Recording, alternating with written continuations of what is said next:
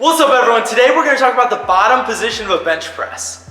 Let's get started. When the bar hits your chest, this is one of the major points during a bench that everything could get a little messed up. Everyone's position is going to look slightly different, but there's a couple factors that we always would like to see. So the first thing we're going to look at is your wrist and elbow position when the bar's on your chest. We would like to see your wrists relatively straight with the bar resting over your wrist joint and the meaty part of your palm. Your elbows should be slightly in front of the bar when you hit the bottom. The motion of the bar during a bench press is not a straight line. It's an arcing motion from over your shoulder joint at the top to somewhere around mid-chest at the bottom to back over your shoulder joint. I want your elbows slightly in front of the bar, so off of your chest the bar goes straight up and back towards your starting position.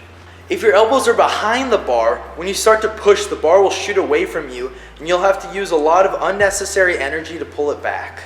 How wide or narrow you grip the bar can also affect where the bar should hit on your chest. In general, the narrower your hands are, the lower on your chest you're going to hit to get your elbows slightly in front of the bar.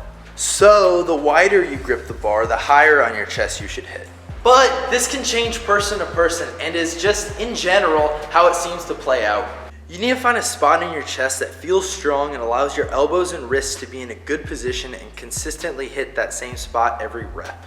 I see this happen all the time. One rep you hit your chest here, the next rep you hit your chest there, and it's a new spot or position every time you do a rep. So get the empty bar, set up in your position and bring the bar down to your chest. Now move the bar around until you find the right spot. Then aim to hit that same spot every rep. An easy way to feel the movement and make sure you're hitting those positions you want to hit is just to start with some tempo reps. So start slow, then slowly get back up to your regular speed and add weight as it's starting to feel more natural. Some call the arch in a bench press the gateway to the Wilks.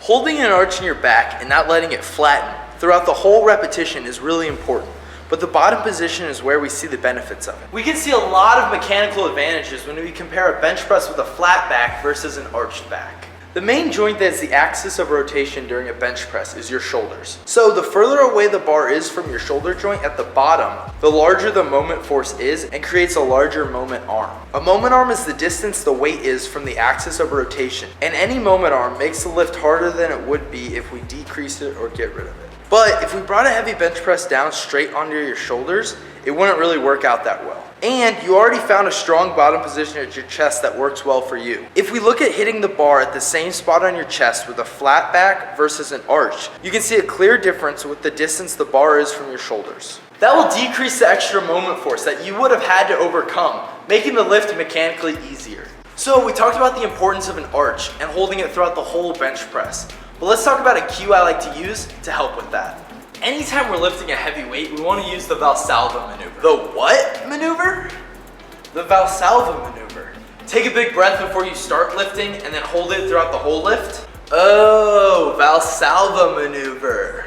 It helps build intra-abdominal pressure, which keeps tension throughout your whole body and even makes your lifts feel easier. So a lot of people only think it's important for the squat and deadlift, but it can make a huge difference in someone's bench press too.